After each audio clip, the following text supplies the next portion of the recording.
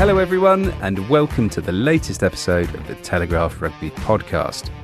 I'm Ben Coles, and I'm joined as always by Charlie Morgan. Hi, pal. And also by Charles Richardson. Hello. Today we'll be looking back at a thrilling Saturday afternoon at Twickenham as England fought back to draw with the All Blacks. We'll also get stuck into a huge win for Georgia over Wales and speak to one of the men responsible for that win, the former Cardiff Blues skipper Paul Tito, who is now working as an assistant coach with the Georgians. And we'll round up the best of the action around Europe and get stuck into the World Rugby Awards too. Guys, let's start with England's pretty incredible comeback against New Zealand. Astonishing scenes from 25-6 down going into the last 10 minutes. It was remarkable, wasn't it, Charlie?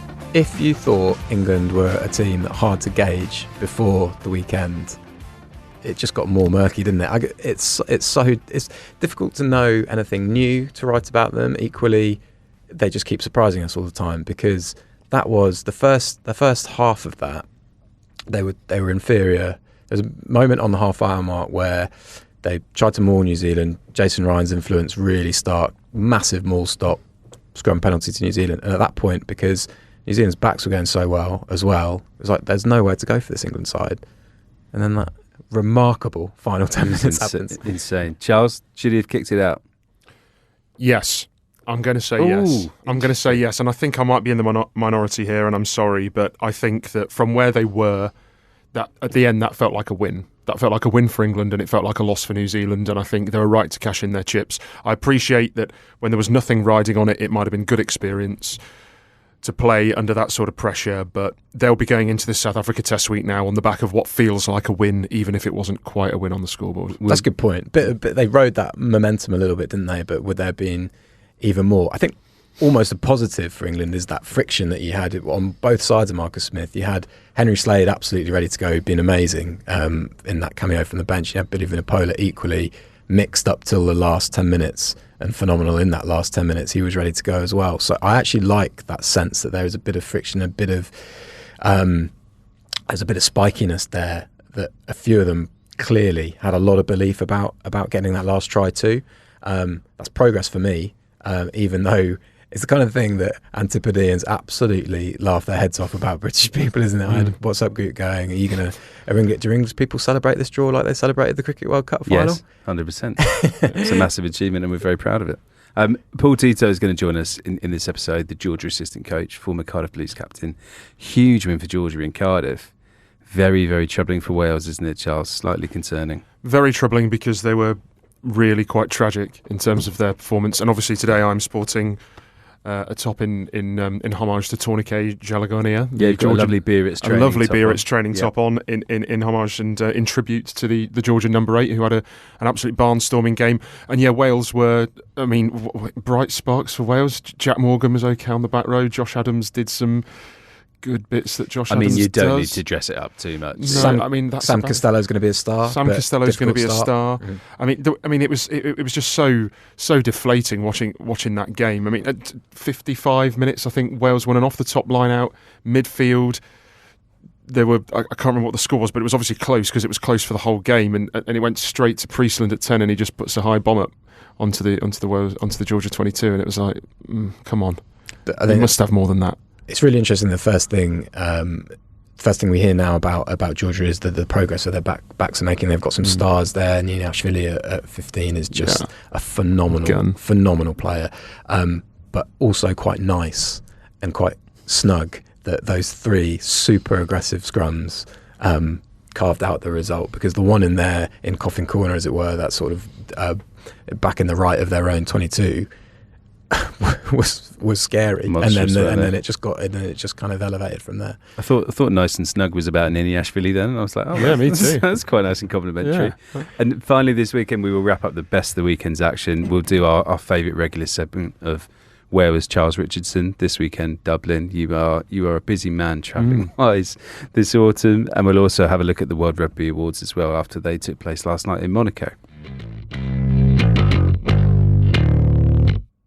Let's dive more then into England's absurd comeback against New Zealand. That's the only way I can sort of describe it. I personally watched back the final 10 minutes on Sunday morning and was actively annoyed with England for just being this ridiculous side who were terrible for a long period and then were fantastic. And you do just wonder whether it's going to be possible for them to play that way for 80 minutes. And Charlie, you really, really hope it is, because they were great, weren't they? Yeah, they kind of threw the shackles off, didn't they? And went wide to wide with those 3 distributors, with Henry Slade replacing Manu Tuilagi. Before that, bizarrely had gone wrong in so many different ways. The line out, kind of Jones had heaped pressure on Maro Itoje by saying he's got to be good because of the back row we picked with Simmons there as a 6, and it wasn't. The first try came from that interception, obviously, but that was quite clever from Papali'i. He just was tracking Itoje, and when Itoje went over the 15 metre, he knew it was safe to keep going. The short range issues just bizarrely continue. They had before they went 19 points from 3 entries at the end. They had 3 points from 9 entries, which kind of paints a picture of quite nice fluid stuff up to the opposition 22, and then just really running out of ideas, but also just so many different errors. There was Itoje latching onto Manu Tuilagi for a pick and go in the second half and collapsing, easy breakdown penalty. And with against a side like New Zealand, who've got stars like Adi Surveyor, you don't need to be making avoidable errors, because you're going to have forced errors as well. Adi Surveyor got a big jackal turnover in a separate kind of 22 entry. So, yeah, just you don't know whether England will click one day and absolutely start thrashing teams, or whether these are terminal faults that need big selection tweaks to change. It is becoming their Achilles heel, this 22 thing, isn't it? We've chatted before about this, but then even on Saturday, even in those last 10 minutes on Saturday, when they were at their fluid coast to coast best, when they were cutting through New Zealand, when they got to the 22, there was still that little bit almost of stage fright. Almost got to be a psychological thing. Yeah, as well, you're right. It really is, because they went 80 metres on 2 occasions, or 70 metres on 2 occasions against New Zealand. David Ribbons throwing the offload of the century at Twickenham, and then even getting over the line, it required 2 quite clumsy finishes by your replacement tight head to get you over the line, one of which, well, was a try, but just it was given. It was given, and that's what counts. The first ever squeeze ball try. Speaking of slightly dodgy finishes, let's actually hear from the man himself, Will Stewart, because he spoke afterwards about how he was due to be going in for a bit of extra finishing training on Monday morning. Yeah, it was just good to come on. I think all the lads who came on brought a big impact, and it's great to be part of like a momentum swing like that. You can feel it. It's like exciting. I nearly botched that first try completely. Eddie said I need to sort out my finishing drill, so I might be doing some of the wingers next week. But yeah, just had quite a few family members down as well. So yeah, it was a bit special in front of them. That was Will Stewart talking about how he needs to do a bit more practice on his finishing. In terms of New Zealand, 'cause I feel like we should touch on them. They really were just superb in that first half, in particular. The way they continually targeted Jack Nowell with those crossfield bombs. I think there were 4 in the first 19 minutes. They were just relentless with that tactic. And then actually how that kicking game came into effect again for the Rieko Ioane try, which I've got to say, seen quite a few tries at Twickenham. That is right in the top bucket, top 3. It was just perfect. Everything about it, from the way Caleb Clark cut in, from the way they hit the space, and the way Ioane ran down the touchline. I loved it. Yeah. They were really good, weren't they, Charlie? Really good. That we kind of highlighted before the game how Joe Schmidt sort of maybe simplified their attacking game a bit. It's really direct, and actually that was laying the foundation for that kicking game. And Eddie Jones kind of highlighted this afterwards. If you've got a centre partnership like Geordie Barrett and Rieko Ioane, you've got to get narrow, because if you don't get narrow, you're having one-on-ones against those guys, you're losing the gain line. From their first possession, I think there was an inside ball from De Groot to Josh Barrett. He's one of the Is he your cousin? he's a fake Barrett sibling, to Scott Barrett, who crossed the gain line into an Adi Surveyor pick and go. Smash mouth football again, isn't it? Oh, it's back. It's back. But then when they have that, their variety is such now. They've got those big dynamic athletes punching holes, and they've also got the ability to go to more big dynamic athletes like, Caleb Clark. I think might be the first time I've seen him live, and that's a kind of startling experience, because wow, he's cool to watch. When Bernard Barrett knocked over that drop goal to make it 25-6, Will Greenwood was sat next to me, our columnist, and he said they're just rubbing salt in the wound at this point, because it just seems so clear that they we're going to win this game by a mile. I thought Mark Talia actually was great on the right wing. Warren Gatland last week in his column mentioned that he's an excellent defensive winger. In fact, one of the best that Gatland said he'd ever seen. And that really showed, because he had a turnover penalty, but he was also so solid under the high ball and in defence. In so many ways, I just cannot believe that New Zealand have lost this test. And yet it doesn't feel like they've drawn it, Ben. Sorry, but it feels like they've lost it, doesn't it? Yeah. I keep looking at it and thinking, I can't believe they've lost this. They haven't lost it, they've drawn it. I mean, do they wish that they hadn't have kicked that drop goal in the end? I mean, I know hindsight's a wonderful thing, but would you have played through some phases? They had the penalty advantage, played through some phases, run the clock down a little bit more, seen what came of it, and then maybe just taken the 3. I mean, you can knock off another 60 seconds with a kick at goal. Jarring to see New Zealand hit drop goal, isn't it? Because normally it's such a sweet strike as well. It never looked like it was going to miss, did it? Ioane, speaking of him, he was, I mean, how spiky is he on the field? Always sledging to kind of, and sure, you can back it up when you're running at 33 test tries now at 25, I think. But he said afterwards, he said afterwards that if Richie Mwanga is playing against a side who are down to 14, who don't have a specialist scrum half because TJ Perenara's done his Achilles, there's no way they're kicking the ball out. And it was just interesting. I think it's just a part of England's development. And to be honest, if you're them, are you going to have, I know they've gone 3 tries in 10 minutes, but are you going to have total faith in your phase play given how the whole year's gone so far? I don't know. Yeah, and also how deflating would it have been to have lost that after all that? You know, to have with how sort of toss of a coin some breakdown penalties can be nowadays. You know, you could have got to the 10-metre line, there could have been a bit of a neck roll, a side entry. It's a bit borderline that Mathieu Reynal gives towards New Zealand, and then you've lost the game. And how deflating would that have been after all that? Charles, what you're saying is all far too sensible. I wish they'd gone for it. I keep thinking about it, because Ioane in the same quote says it's different mindsets, i.e. we would have gone for it, and Foster said the same. And I know that it's nice to have momentum and a bit of confidence going into the South Africa game, but it's a one-off test match. It's not like there's a title on the line here. It's not like there's a World Cup on the line. It's a chance for you to just test yourself under pressure and see if you can do it. It's so often Antipodean sides. You know, how many often do you watch the end of the game where Australia or New Zealand just back themselves, just have that conviction to roll the dice one more time? And sure, it must not come off for them every time. No. It's a self-perpetuating thing, I think. I think England will get there. Do you think, I mean, I don't think Marcus Smith kicks the ball off, he's playing for Harlequins. Do you reckon as he did it, he was thinking in his head, I don't want to do this? And do we know who made the call? Was it Ben Youngs? Really well the way explained, Ben Youngs was talking about it. Ben Youngs actually went into great depth, and he said that because they'd lost, I think, Freddie Stewart and Owen Farrell to the ruck to win the restart back, he was saying we didn't have all of our playmakers, and we were right in the middle of the pitch, so if you go left or right, the numbers aren't quite there to sort of attack and stretch the defence. Yeah, okay, it all makes a lot of sense. I don't know, I wanted to see it. There was a little, and I'd look back, Amazon didn't capture it, there was a little conflab while they were looping through a couple of replays of Will Stewart's second try.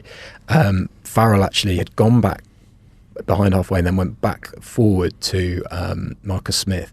Mako Vunipola, interestingly, was certainly vocal as well. So they would, and we hear a lot actually about how Mako is a big in-game leader for England. So I think that those were the guys who were having the conversations. And how good was he off the bench?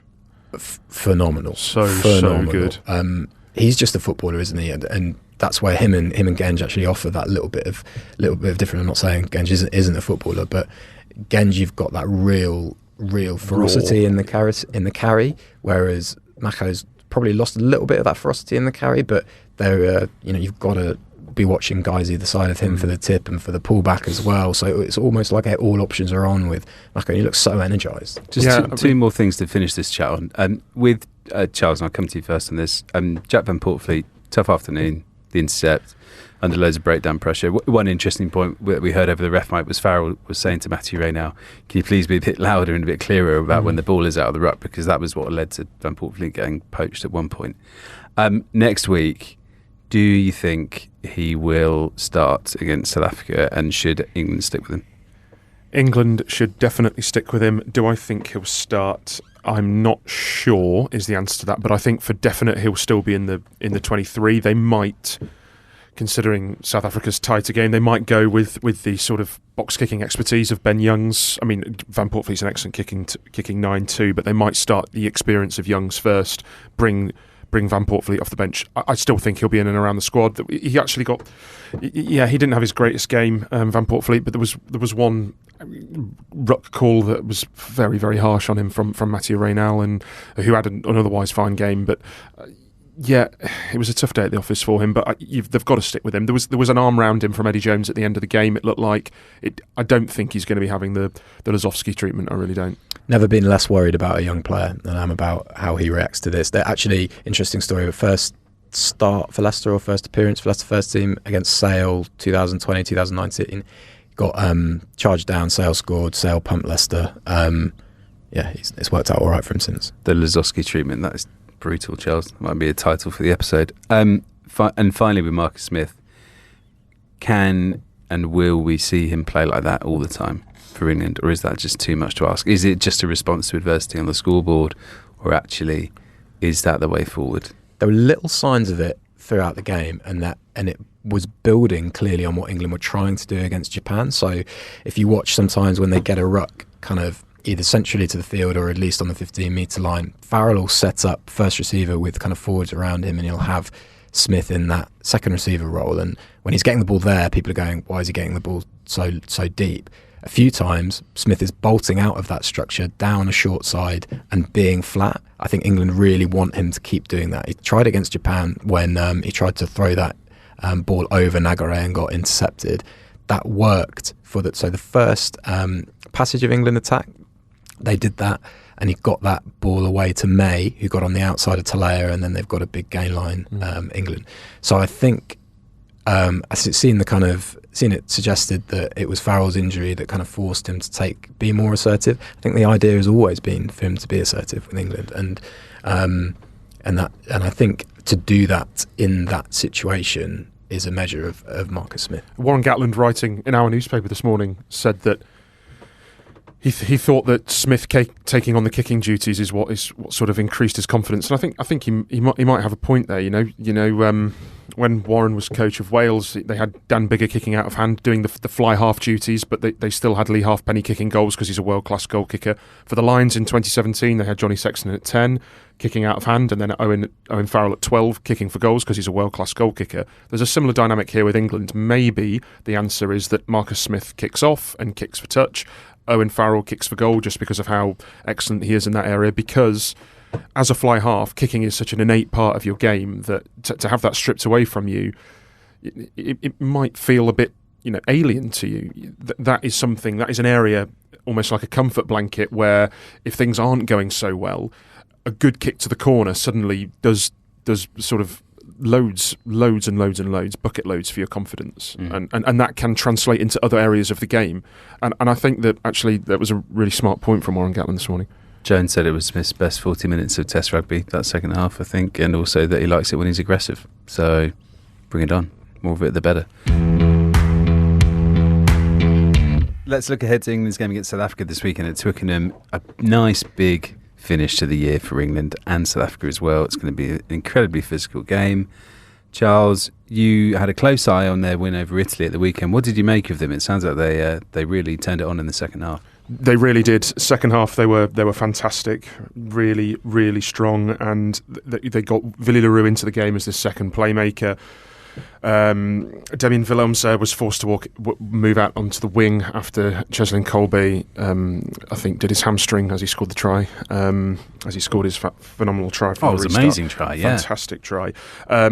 And then Manny Libut came on at 10, and they looked really good as the dual playmaker. Willy Leroux, might have lost a yard of pace, he's getting old, but he really offered them a lot more in terms of creativity and width, to sort of bring their bigger strike runners into the game out wide. First half, they looked rattled though. They looked rattled like they did in the first half against France, and Italy looked like there could be a shock on the cards. But I mean, how big a game is it now this weekend for both England and South Africa in terms of the landscape of their autumn? Because one of those two teams is only going to have won one game this autumn, even if they draw, one of those teams is only going to have won one game this autumn, and it's going to be against either Italy or Japan.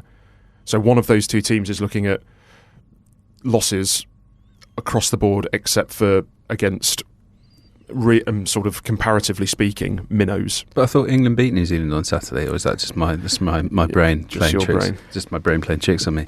Should just clarify that because this game falls out of the release window for November, South Africa will not have a lot of their European-based players available for selection. So that includes Cheslin Colby, Andre Esterhuizen, Vincent Koch, Trevor Nyakani, Kobus Reinek and Jasper Wiese of Leicester as well. It doesn't affect the Japanese-based players because the Japanese season hasn't started yet. That doesn't start until next month. So that's quite a large contingent of players that the Springboks are going to be without, and that certainly might have a bit of an effect. But even so, the big hitters are coming, aren't they? Etzebeth, Khaleesi, all those guys. Charlie, to win this game, this final test of the year, what would it mean for England after a fairly up and down year? Probably summed up by the fact that they've won one, lost one and drawn one in this November series so far. Yeah, but as we keep saying, a year where England have been treading water. I think for both previous, you got obviously another rematch from the last World Cup final, even though they've played kind of in the interim. And as much as it's a bit silly to be talking about World Cup cycles as a whole, especially when you consider where South Africa came from to win the last one. It feels significant as far as either of these sides going into World Cup year with a little bit of momentum. Would be a huge result for South Africa, would be a huge psychological blow for England to lose to a team, given that they've lost those players. There's no Dwayne Vermeulen either, obviously, he's just not selected. So yeah, significant, I'd say. Mario Itoje gave quite an interesting answer as to what he expects from South Africa, and he just said the same as their very first international game ever, which is going to be breakdown pressure, line speed, a good kicking game, pressure everywhere effectively, big pressure on the line out, big pressure on the scrum. I think in the second half against Italy we saw a little bit of an expansion, didn't we? Definitely. Villy Leroux is just such an important player for them, and as you say, Manny Lebok was class off the bench. That zip on his distribution looked like it gave. He looked like he'd been around for 20 tests. Yeah, I mean, really assured. He must be close to the starting jersey at Twickenham. Yeah, Twickenham this ring. He really must be. And if South Africa have those blend of threats, I think it's going to be really, really tough no matter who they're playing. His opposite number this weekend, I mean, how significant a game is it for Marcus Smith as well against South Africa? Because the equivalent game last year was sort of his coming of age match on the international stage, wasn't it? How he ran those last 10 minutes for England against South Africa, and obviously they won that game.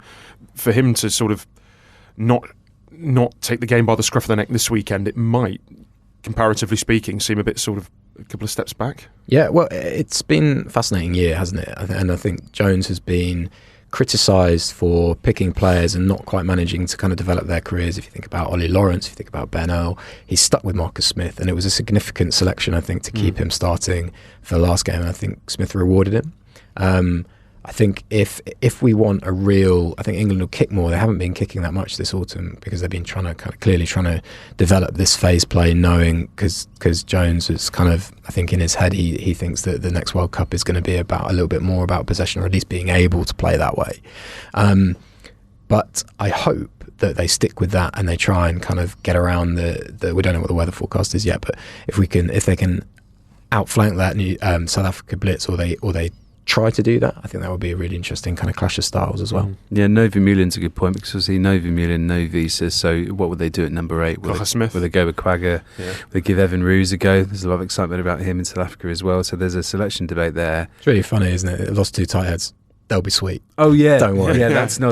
They've lost 3 excellent number 8s. They'll be sweet. That's not an issue. Yeah, that's going to be fine. Not to be underestimated. One thing if Eddie Jones is true to his word, one thing we do know will happen with England is that they will go back to 3 line-out jumpers, because he said that as much post-match after the win against New Zealand. This is a game where England want to compete in the line-out, and they want to be able to give South Africa a good test there. So are we expecting Maro back to 6? David Ribbons for a start after his you said offload of the century earlier. That offload keeps getting top billing, and all of it sounds fairly accurate. Like I can't really dispute. I think it was the surprise, wasn't it? It was completely out of nowhere, wasn't it? Well, as in, we've all watched David Ribbons play a lot, and I was ecstatic to see him get called up, and I'm ecstatic to see him included. But I don't think any of us really, in our heart of hearts, thought that he had that in him, or expected to see that from him off the bench against New Zealand in such a clutch moment. Will Hobbs on Twitter: Dave Ribbons offloads the most outrageously skillful pass by an England player this millennium. Discuss. You can have it. Can't think of another one. Certainly by a forward. Yeah, I'll take it. Yeah, it could be a big week for Somerset West in the Western Capes, David Ribbons, against his country. We have got a couple of questions on the England selection, so I should get into them. Is the England back row quietly becoming an issue, with Lords sidelined indefinitely and Vunipola looking a shadow of his 2019 best? The balance seems off. Surely the jackal threat of Jack Willis over a third line-out specialist and Dombrandt or Zach Mercer offer more dynamism at number 8, and that's a question from Matt. Is the back row balance a little bit confusing at the moment? Yeah, I think it's almost as if they've got a bit tangled with it. I mean, I think I flagged this last week, Charles, but you asked Eddie the question direct why isn't he going back to Curry at 6 and using him as a kind of an out-and-out blindside flanker, using him more in the line-out. That was an area, the line-out was just a bit messy, wasn't it, for England on Saturday. So they were clearly used to playing with a jumper at 6, and maybe it's just a familiarity thing that they go back there. Shows how important Courtney Lawes has been for them. I think if you think about Jack Willis, if you want your players to, if you want as many elite skill sets and skill sets such a grim term, isn't it? But if you want many elite kind of super strengths, and that's another grim term, on the pitch at once, his jackling really counts as that, because it really is elite. Yeah, it is. And it's an interesting kind of another question we got. Is it that is Curry kind of he came to life in that last kind of quarter, really, even before that last 10 minutes, but he has been reasonably quiet, and whether that isn't, again, whether that's just the moving parts of the back row, whether he hasn't got Sam Underhill there, hasn't got Lewis Ludlam there, who's combined well with in the past. It's an interesting time, because as much as Jones billed New Zealand's back row as a acid test, this week's not going to get much easier. No, and I mean, the balance does feel slightly off, but I think ironically this week might be the time to actually leave Willis alone and leave him out and actually go with the 3 locks, because you're going to need that extra weight. You're going to need that extra line-out presence against South Africa, especially with everything that they bring. They like picking Mostert at 6. They like often going with 3 locks, and especially with Pieter-Steph du Toit also out. You know, there's a good chance that they will come with 3 locks, and you have to match that, I think. And yeah, the balance has been slightly off, and you're right, Curry has been quiet. I mean, I still think that Jack Willis should have a place in that out and out England starting 15. I don't think this week is the week for him and for that, and to chuck him in. But yeah, blindside has perennially been a bit of an issue. I think for Eddie Jones. I think the Curry Underhill partnership, there was stability there. There was a great balance with Billy Vunipola. I mean, Courtney Lawes, no matter how well he played, and yes, he was captain, it did seem like he was a stopgap 6, and he did seem like a lock, and it did seem like they were just playing a lock at 6.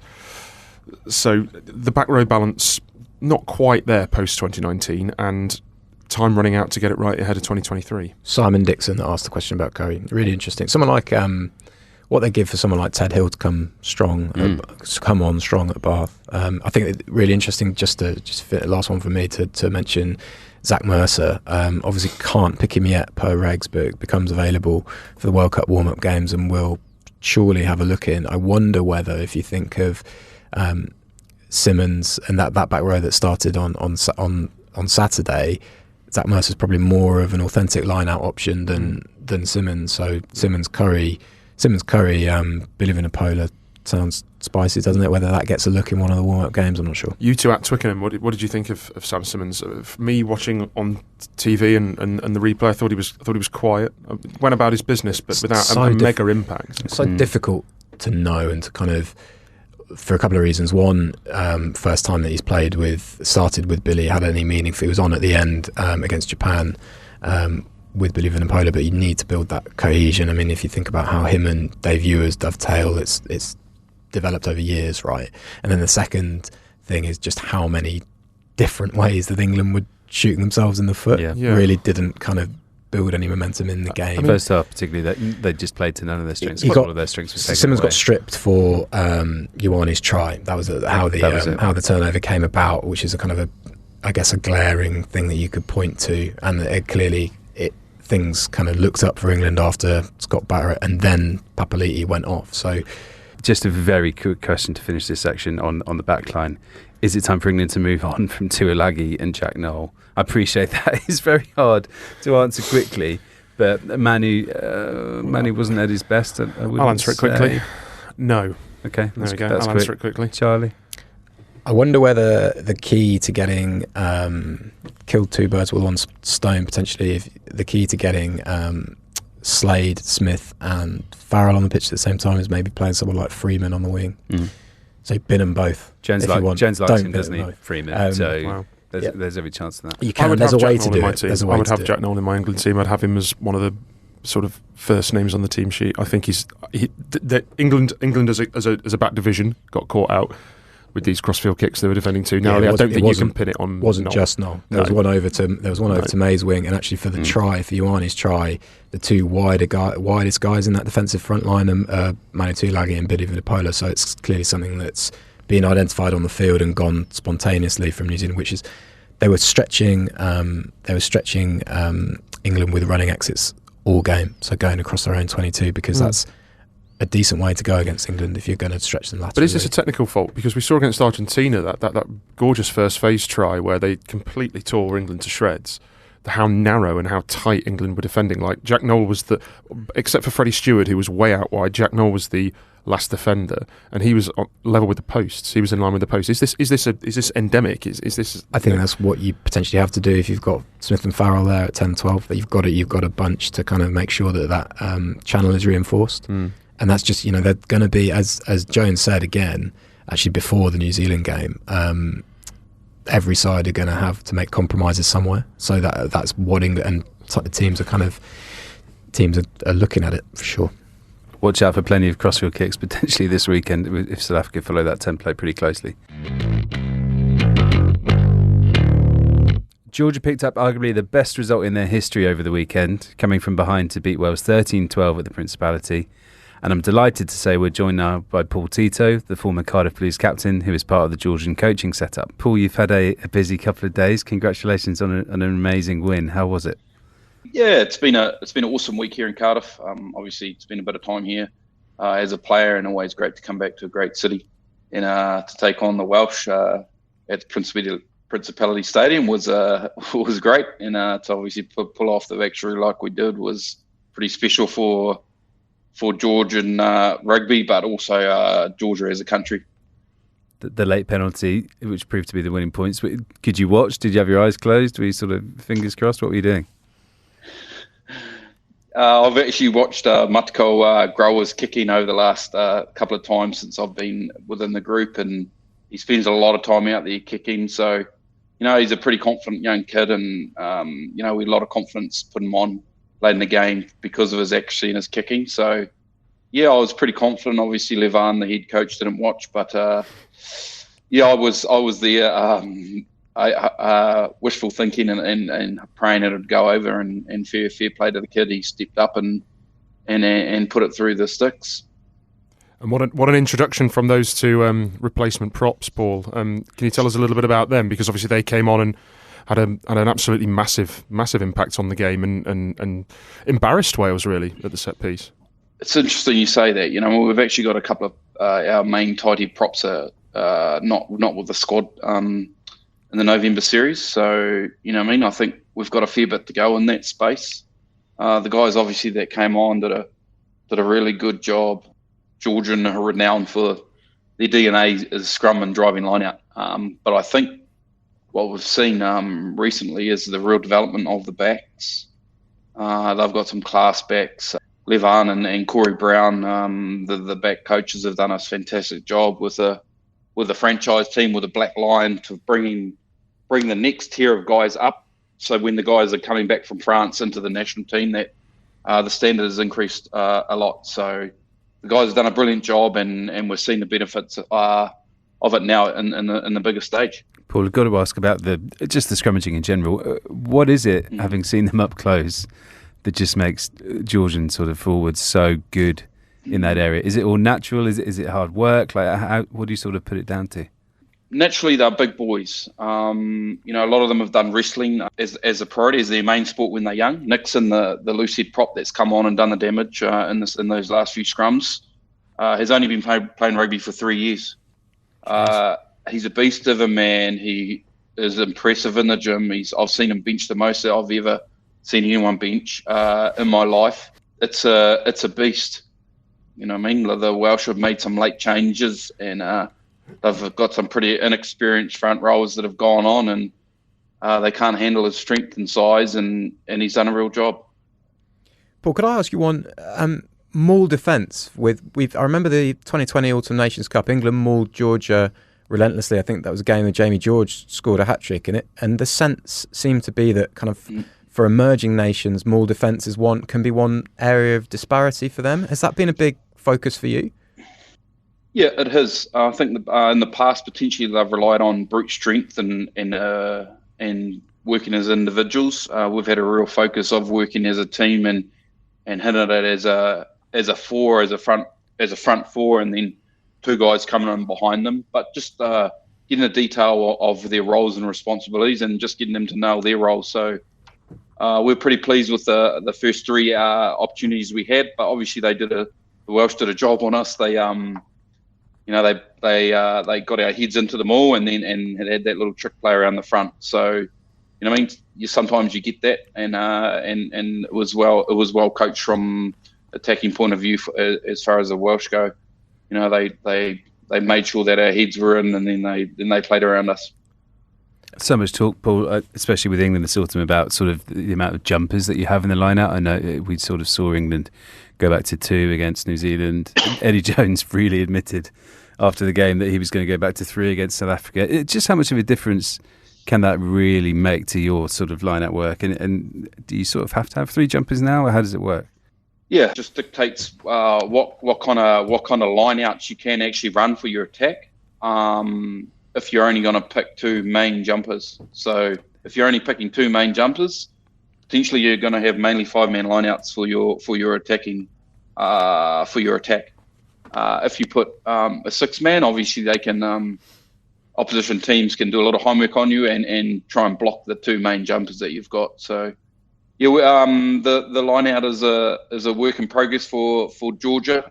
Just really working on the basics of the jump, throw and lift, and lifting the standards in that space. And hey, we're by all means not the complete package yet, but you know, come World Cup time, we're going to be confident of playing anyone and winning our ball. And Paul, where does this obviously historic win on Saturday leave the sort of Georgian rugby landscape? What do you need now to push on? Is it Six Nations entry? Obviously, there's been a lot of talk around that, but what do you need now? What's the golden ticket for you to push on here and sort of really capitalise from a historic landscape changing day for Georgian rugby? I think Booker, the captain's been pretty outspoken about this. I think we just need regular Tier 1 games. I think we've proved that we can mix it against the Italians and now the Welsh and Cardiff. So I think if we're just getting those regular games in July and November, and we're playing the top tier teams, I think at the moment that would be the goal. Ideally, being involved in the Six Nations would be great, but I don't know how far away that is down the line. But I think Georgian rugby's on the rise, and it's exciting to be a part of. Given your time in Cardiff, Paul, were you in charge of where to go for the night out on Saturday night, and where did you take the boys? It's a big role. I had nothing to do with these young guys these days. I keep well away from them. Where did we go? I think this place called Flight Club or something like this. Sure. A new bar in town. It was pretty cool, actually. Most of the lads were there going large, and then they actually ended up in Tiger, which is not as popular as it once was, but nice and close to the hotel, so the old boy could sneak out the back door not too late and get back. It had actually been a big week for me, so I'd had a few Friday nights, so it was good to get out of there. Chippy Alley at 2 a.m, 3 a.m. Chippy Alley, it's a special place. What time did the team finish? Well, a lot of the guys actually flew out at 1 o'clock in the morning. Had the bus to Heathrow at 1 in the morning and 6 in the morning. All the guys that played in France had to be back at their club for Sunday.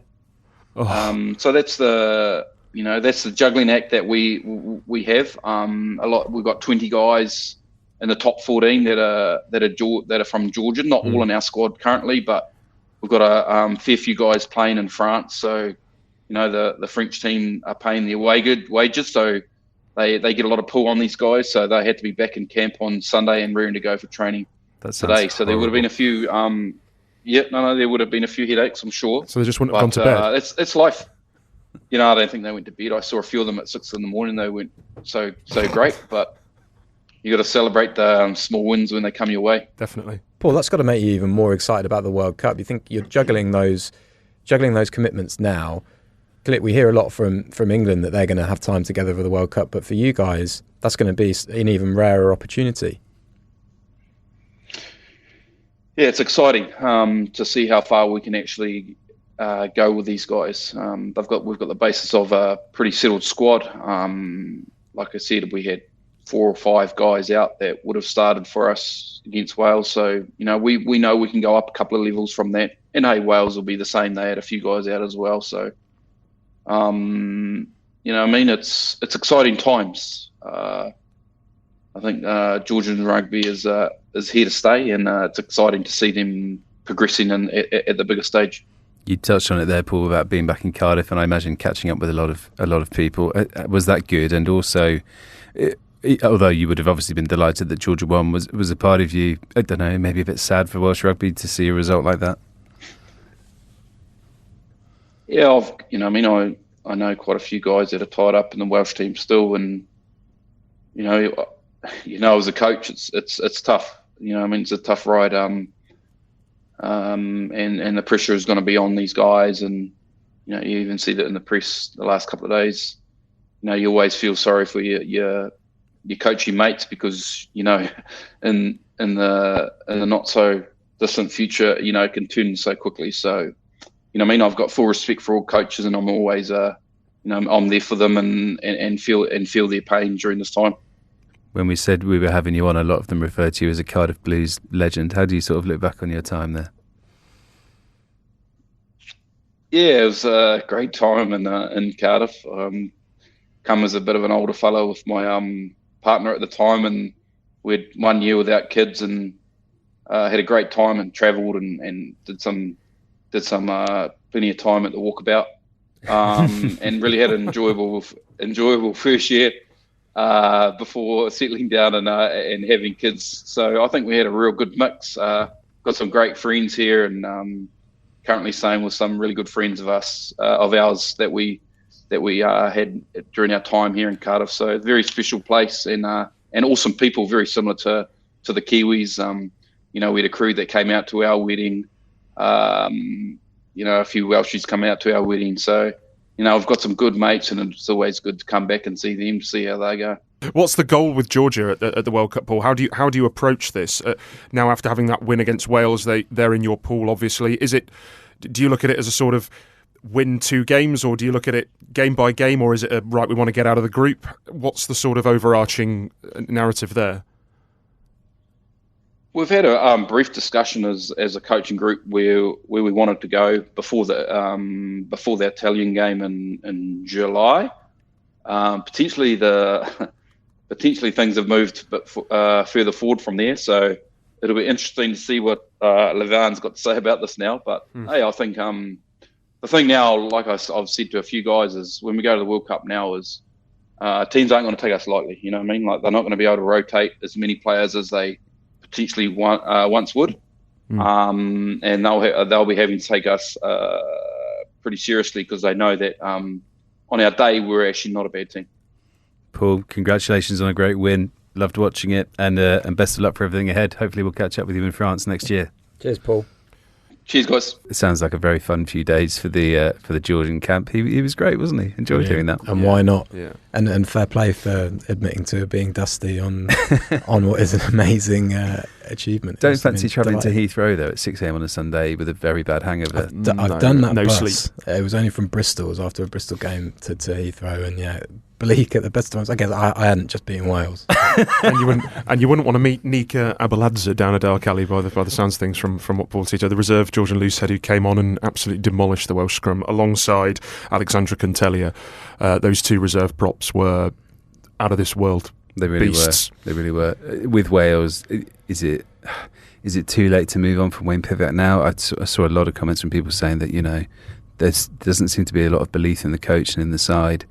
It's pretty bad times. I mean, it's up there with all those famous defeats to Western Samoa and Canada and Romania and all of those games. It's not too late, is it? It's not too late, because South Africa have flipped the script on the on needing to build up to a World Cup cycle, and maybe a short shock is what they need. But when you're thinking back of how Wales have developed under Pivac, and can have as many excuses as you want, what you want to see is a tangible style and have something to be working towards. And how many times have we said, what is it that they're trying to do, Wales? They're a phenomenal team, with their backs to the wall as a reaction to a poor result the previous week.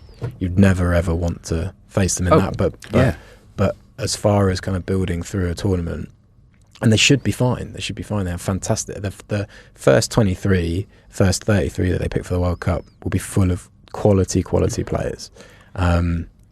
But that's not coming together. You say that though, but reason. a lot of those quality players, even on Saturday, making a lot of individual errors, uncharacteristic individual errors. And how do you mitigate for that? How do you can't really, just being stripped in contact. A lot of dropping easy passes, dropping high balls that they should take. I don't know if it was a mental application thing because they knew that they were playing only Georgia in inverted commas.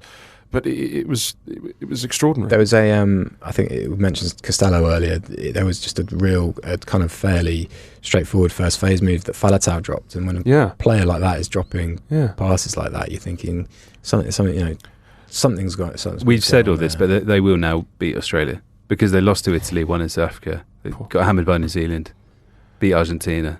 Lost last weekend. Have Oz got any players? Poor old Australia are limping into Cardiff. So, I mean, this is a wider discussion to have at a later date, but Pivac is really the tip of the iceberg, isn't he? Because there's so many deep-rooted issues with the Welsh game in terms of funding, in terms of a lack of an independent chair. That sure, you can get rid of Pivac, but it's a band-aid, isn't it, to be honest? Just to round up then, the rest of a very busy weekend. Let's start with France, who beat Japan on Sunday and finished the year unbeaten. That's pretty cool, isn't it, Charles? Mega cool. And you have to say that if you were doing trip off, unofficial World Rugby rankings, then they're probably top. I would have them top. I think it's very close with Ireland. I will admit it's very close with Ireland, but Ireland, for the past two weekends, have not exactly set the world alight either. I think France, home World Cup, unbeaten year, Six Nations, Grand Slam, they've got to be number one, haven't they? Rankings been 0. So you can have them in number one if you want. I'm talking about the Telegraph Rugby Podcast rankings. Why not? Why not? You can have them there. I think Ireland would be there, but I mean, that's not to disparage how kind of formidable this France side looks depth wise. I think Jalibert came off the bench, didn't he, against Japan, and will look like a point to prove every time he plays if he remains second string. I mean, missed a lot of last year, but is just awesome to watch. How tasty is that game at the Aviva in the Six Nations? Oh yeah, massive. Really is going to be special. And they're tied down Sean Edwards to the next World Cup, which is 2027, which is very handy. They have indeed. Let's jump to Dublin. Charles, you were there. It was not the greatest game you've ever seen, and one incident seemed to dominate the headlines more than most afterwards. Can you sort of update us quickly on that and what happened? So it wasn't a classic. It will be forgotten quickly. Ireland just about got over the line. But the incident that's dominated the headlines is regarding Nick White, the Australia scrum half. It is very worrying. At the time, so what happened on the field? He got boshed by Caelan Doris in the run up to Ireland's try, flawed really. And then a few moments later, he carried the ball into contact into 3 Irish defenders and seemed to get a bang on the head and seemed to be dazed afterwards. Now, he had to go off for HIA, which he passed, felt fine. He told us afterwards in the post-match press conference that he hadn't been knocked out and that he felt fine then, no symptoms, all fine. However, we find out yesterday, reported by Tom Decent in the Sydney Morning Herald, that in fact the independent match doctor and the Australian medical team missed the second incident entirely. So while they were reviewing the first incident and hauling Nick White off for a HIA, they hadn't actually seen the second incident of him running into 3 players and him stumbling about. I believe the current guidelines are that if a player is showing a Category 1 head injury, i.e. stumbling about, that they are not allowed to go back on even if they pass an HIA. I believe they're the current... Loss of balance. Yeah, I believe they're the current guidelines. So Nick White should not have gone back on, and he has been ruled out of Australia's game in Cardiff this weekend. And it does seem like a genuine, honest mistake, and it doesn't seem like there's anything untoward or cynical involved in this at all. But even so, I think there are still questions to be answered. Yeah, it's not a great look, is it? I mean, one other detail from the game, is it true that Jack Crowley had to wear Johnny Sexton's shirt because he was such a late addition to the starting lineup? Yeah, it is. I mean, he was such a late addition to the starting lineup that actually the stadium announcer was announcing the teams and announced Jack Crowley's name, but Johnny Sexton's picture was shown on the big screen alongside it, doing the team announcement. Incredible. I actually love when that happens. That's brilliant. Over to Murrayfield, where Scotland beat Argentina in a feisty game. Loads of cards. Marcus Kremer was off with an early red card. Deservedly so. Slightly aggressive entry into Iraq. There was a little time where refs were kind of saying, biceps ahead, so only yellow. Like, these lads' biceps are kneecaps. Like, come on. Yeah. That has to be a red. It was pretty forceful, as much as we all love watching Marcus Kremer play. Fairly interesting. I know Argentina scored when they're down to 12, didn't they? Something crazy like that. But actually, for if you think about how much did we used to hear, come on, it can actually be quite difficult playing against 14 men from coaches. Good to see attacks kind of backing themselves, as England did with the Bowden Barrett yellow card at the last 10 minutes, because I wonder how often attacks train against 14 as opposed to, defences training against 15. Be interesting. And the sass from Julian Montoya as well, the Argentina captain and Leicester hooker, who waved off Jamie Ritchie as he was yellow carded for his part in a bit of handbags, was great to see. Apparently picked up on the ref mic that Julian said something along the lines of, "It's nice to see you've done something in the game, Jamie," or something like that. That's unconfirmed, but a lovely bit of sass. Bring on more fights in games. Yeah, absolutely. More fights, the better. Dying. We're all for it. Safe fights. Bring back Julian White. But fights. And also Finn Russell was great. What a shock. Yeah. You knew that was coming. We've got to touch on Portugal as well. A fantastic achievement, making their first Rugby World Cup since 2007. They just love a Rugby World Cup in France, it seems. Last time they qualified, 2007. They've missed the last three. Now they're back. Late penalty from Samuel Marques, the scrum half. Samuel Marques. Marks. I've got a Portuguese friend with the exact same surname. She's going to kill me if I've got that wrong. His penalty, 16-0 draw, win on aggregate, knock out the USA. USA's first missed World Cup since 95, I think, off the top of my head. Amazing scenes for Portugal. And they're in that lively group with Wales and Georgia and Australia. Really fun. And Fiji? So fun. And Fiji. Oh, what a group. And Fiji, yeah. Rugby Europe Championship 2023 is interesting, and format change as well, two groups of 4. So it'd be really interesting to see how that pans out, how they're all shaping up ahead of the World Cup, and clearly keen to cause some upsets. A hammer blow to the US, though, with them hosting in 2027. 2031. 2031, sorry. Yeah, 2027 is Australia, sorry. Yeah, 2031, yeah. The retirement tour. Yeah. An interesting report out this morning regarding USA and 2031 with a report in the Sydney Morning Herald that Eddie Jones might be heading to the USA next on a potential 8-year contract through to the 2031 World Cup. Well, you're laughing, Charlie. I just think it's really funny. It's punchy, isn't it? Giving Eddie Jones an 8-year contract. I think and giving him that project.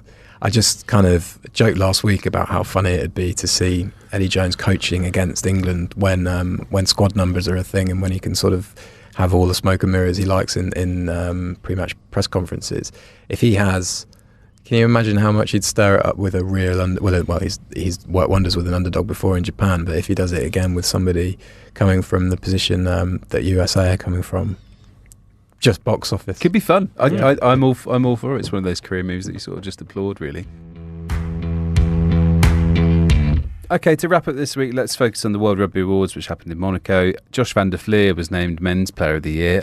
I don't think too much disagreement in the room about that, or I could be really wrong. Here we go. Charlie, happy with that? Very happy with that. Just so explosive. It looks like they kind of tried to pick players in their absolute best positions and not mucked around too much. So isn't a place for Surveyor in the back row. Maybe a bit tough. 2 England players, same as France, have contributed, is quite weird. But then Stewart and Genge contributed to that. That's the Tigers Premiership win, which was a real kind of fairy tale story, wasn't it? So maybe that's all right. I don't know. I mean, I'd have had Dupont, I think, for World Player of the Year with the French Grand Slam, and I do think that Van der Fleer has gone slightly off the boil as years progressed. I can see some puzzled looks at me from across the room, but I think he was excellent against South Africa, and then as the autumn went on, I didn't think he was that good against Australia on Saturday night. Nobody was. It was the worst game. Oh no, yeah, true. But I mean, there were a few standouts. Doris was very good. I thought Matt Canson on the wing was excellent, but I mean, Etzebeth keeps getting binned for these things, doesn't he? Yeah, I feel like that's a bit. Well, you could make a case for a lot of the French players, couldn't you? I mean, maybe Cyril Bay could have been in there. Marchand at hooker has been phenomenal for them. A few of those guys must have been close. I've seen Etzebeth obviously a few times this year. He was slightly off the ball in the game that South Africa lost to Australia in the Rugby Championship. But apart from that, I was down in Toulon when they beat Saracens, and he was mammoth. And then he just every time seems to grow into games. When he came off the bench in that game against Italy, it was like it turned. You said, I agree with you. Italy had them rattled, playing some really nice stuff, despite being kind of inferior set piece. And Etzebeth just kind of went, come on. Yeah, I mean, actually, it's striking now when you see him have a bad game. In that first half against France, he was actually quite poor at Etzebeth, and I was there writing my report, and I was thinking, how often do you see this? How often do you see him have a bad game? Because it's so rare. And he came off the bench against Italy and he was just phenomenal once again. Shout out to New Zealand's Ruahei Demant, who won the Women's Player of the Year as well for the Black Ferns, and also for Angie Kapuatso, who I think is a pod fave, who scored another belting try on the weekend. Big pod fave. Another very worthy winner of Breakthrough Player of the Year, I think we can all say, given what he's achieved this year. Right, that's it for today. Please hit the subscribe button and tell your friends and family how much of a great time you've had listening to the podcast. The three of us will be back with you next week to wrap up the end of the autumn tests, and we will hear from former Wales and Lions head coach Warren Gatland. Until then, goodbye.